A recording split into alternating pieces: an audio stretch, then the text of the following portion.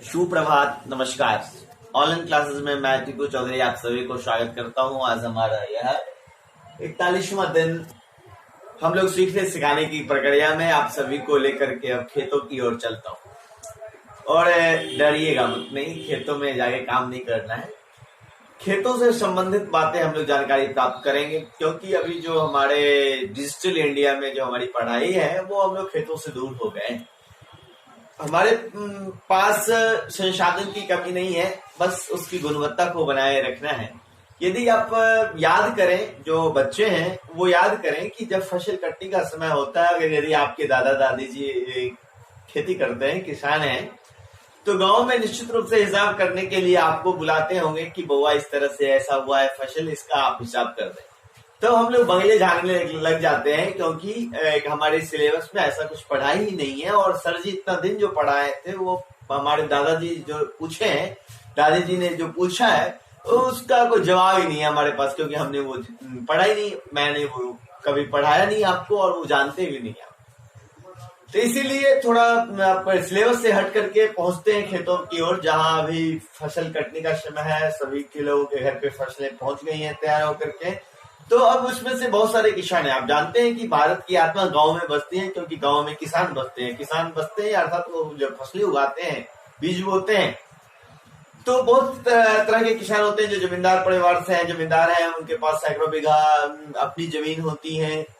और जो सीमांत किसान है उसको कट्ठे में जमीन होते हैं। कुछ ऐसे किसान भी हैं जो बटाई करते हैं, ठेके पे जमीन लेकर के करते हैं, तो उनको पहुंचाना पड़ता है फसल के अंत तक।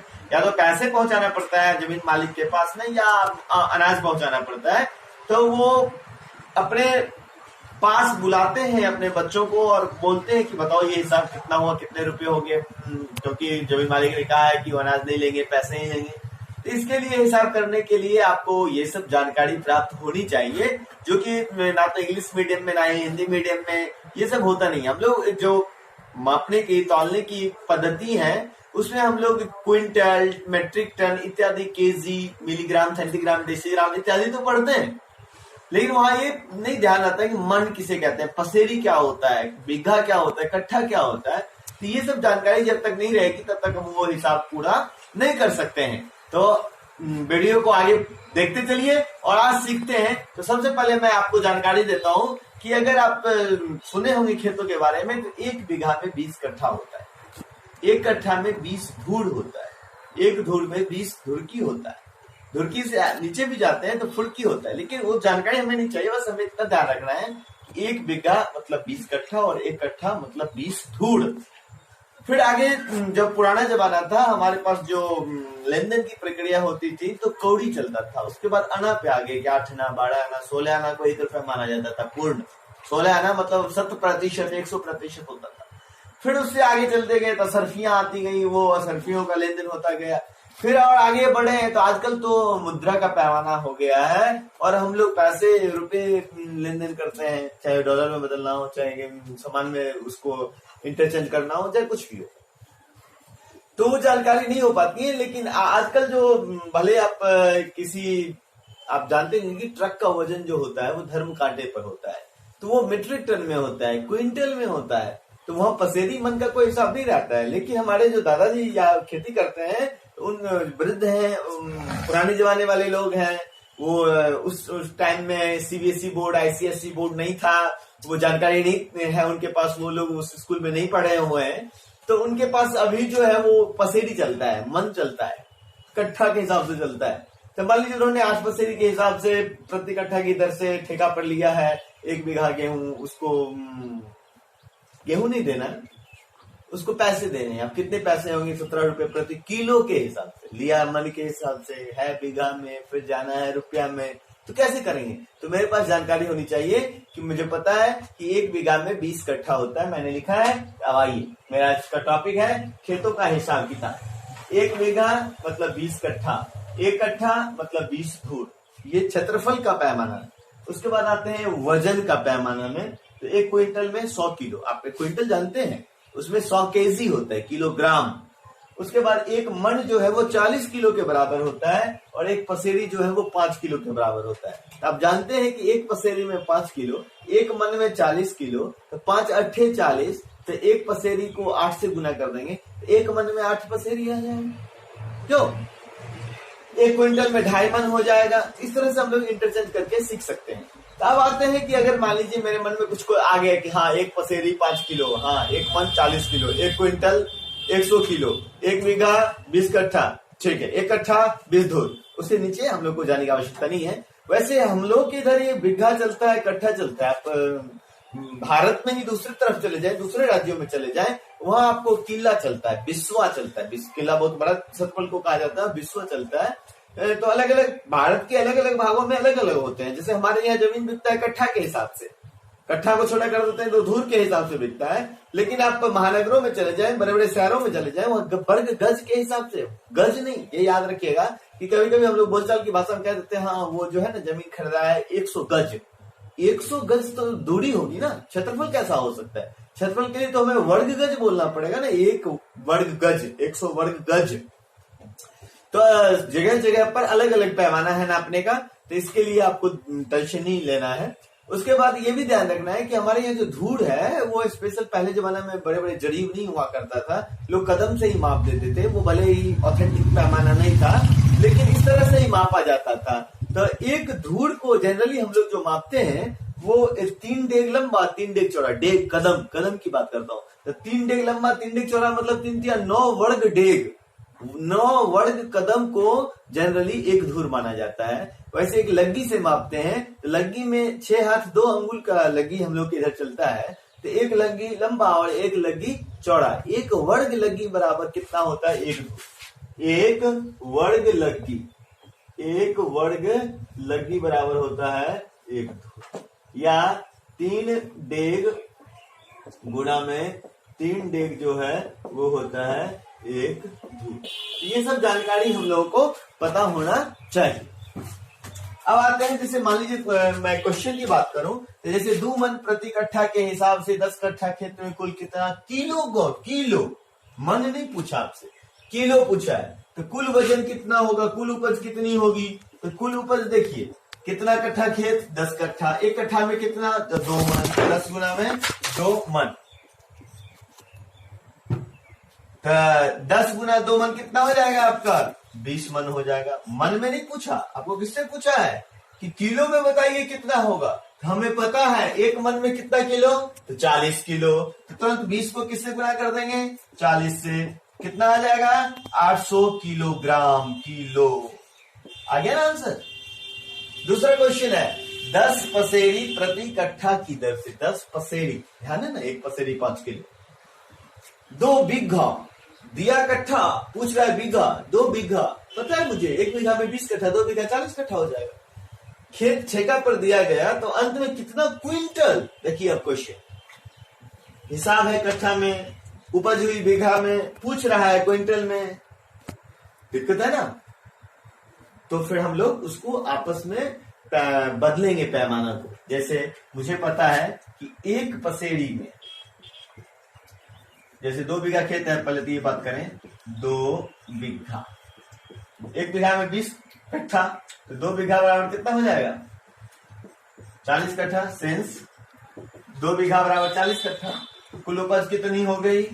कुल उपज हो गई आपको 40 कट्ठा, और 1 कट्ठा में 10 पसेरी, 10 पसेरी, तो 40 है 400 पसेरी। अब 400 पसेरी को, पसेरी तो नहीं पूछा मुझे, तो क्विंटल में पूछा है ना, तो पसेरी को पहले किलो में बदलते हैं। तो 400 को किससे गुना करेंगे? 5 से, क्योंकि एक पसेरी में 5 किलो होता है। कितना हो जाएगा? 2000 केजी। अब 2000 केजी को क्विंटल में बदलेंगे। पता है मुझे 100 किलो का 1 क्विंटल होता है, तो 2000 किलो में, तो 2000 बट्टा में 100, बट्टा 100 किया हूं। ध्यान रखो, जब छोटी पैमाना से बड़े पैमाने में जाते हैं, जब छोटी राशि से बड़ी राशि में जाते हैं तो भाग देते हैं, बड़ी राशि से जब छोटी राशि में आते हैं तो गुणा करते हैं। ये ध्यान रखना। केजी छोटा है, हम जा रहे हैं क्विंटल में, बड़ा में जा रहे हैं ना। छोटा से बड़ा जाने के लिए हम क्या कर रहे हैं? 100 से भाग, क्योंकि पता है मुझे 100 किलो बराबर 1 क्विंटल, 101 में बदल गया। अर्थात क्या हुआ? 100 से भाग दिए ना, ये 2 जीरो से 2 जीरो कैंसिल हो गया, कितना बचा? 20 क्विंटल हो गया आपका, 20 क्विंटल आंसर। तुरंत बता दूंगा 20 क्विंटल, तुरंत पूछेगा 1700 के क्विंटल के हिसाब से इसको बेचना है, कितने पैसे मिलेंगे, 1700 के से गुना कर दूंगा, आंसर हो जाएगा। देखिए अब तीसरा प्रश्न क्या कहता है, 10 पसेरी गेहूं प्रति कट्ठा के हिसाब से 8 कट्ठा खेत ठेका पर दिया गया, अंत में 17 रुपए प्रति किलो की दर से गेहूं के बदले पैसे देने, तो कितने पैसे देने पड़ेंगे, किस हिसाब से आपने ठेका पे लिए जमीन को, तो 10 पसेरी प्रति कट्ठा गेहूं आप देंगे। पता चला कि जो जमीन का मालिक है उनको गेहूं नहीं चाहिए, वो बाहर रहते हैं मान लो, उनको पैसे दे दो, पैसे भेज दो, बैंक में लगा दो, पहुंच जाएंगे। तो पैसे देने के लिए तो गेहूं बेचना पड़ेगा ना, तो गेहूं बिकेगा 17 रुपए किलो, वो तो पसेरी मन का जानता नहीं, मैं पूछा किसी कितने रुपए किलो बिकेगा जी, तो 17 रुपए किलो बिकेगा। इसके लिए क्या करना पड़ेगा, तो हमने इसको तुरंत बनाया, प्रोसेस में बनाया, देख लीजिए कितना। पहले तो मैं उपज की बात करता हूं, 8 कट्ठा खेत है, 10 पसेरी के हिसाब से उपज हो रही है, तो कुल उपज 8 कट्ठा खेत 10 पसेरी, 8 है 80 पसेरी, 80 पसेरी को किलो में बदलूंगा तो 80 गुना 5 बराबर 400 केजी, 400 किलो गेहूं हमको देना है।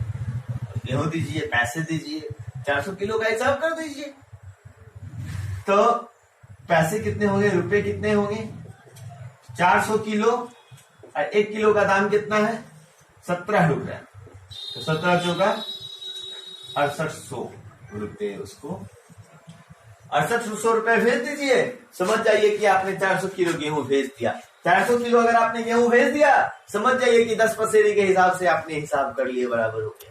तो इस तरह से क्वेश्चन को हम बना सकते हैं। तो ये सब एक्स्ट्रा ज्ञान हमें होना चाहिए, ताकि हमारी जो जुड़ाव है भारत की जो आत्मा है उससे हो सके, किसानों से हो सके, खेत खलिहानों से हो सके। अब आइए, आपके लिए HW है, आप कोशिश करेंगे इसको बनाने का, ये बहुत ही इजी है। वीडियो को पॉज कर लेंगे, आपको ये दिखता रहेगा आसानी से। ये पांचों, जैसे 2 बीघा में कुल कितने कट्ठे होते हैं, इजिली याद है।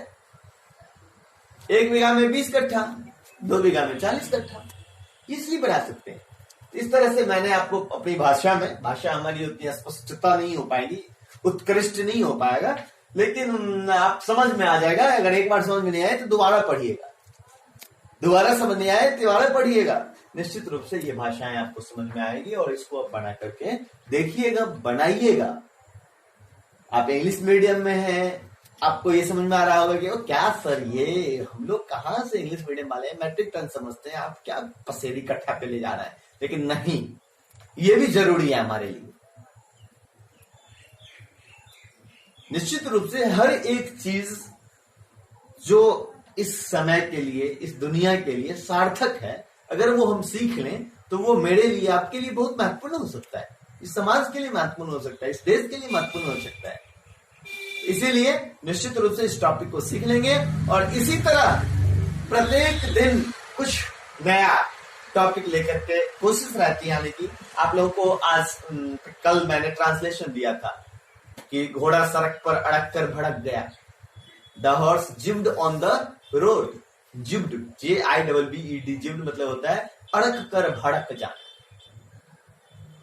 तो आपने सीखा, क्योंकि इसकी घोड़ा सड़क पर अड़क कर भड़क गया, छब्बू के छप्पर पर 6 दिन से 6 सुंदर छुआ रहे थे, उतनी आवश्यकता नहीं है।